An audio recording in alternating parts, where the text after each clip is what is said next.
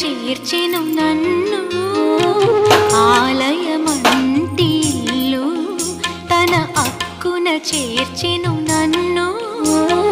ఆ ఇంటికి నువ్వు దీపము నా కంటికి నువ్వు జీవము మూసిన తలుపులు తీసి ఆశలు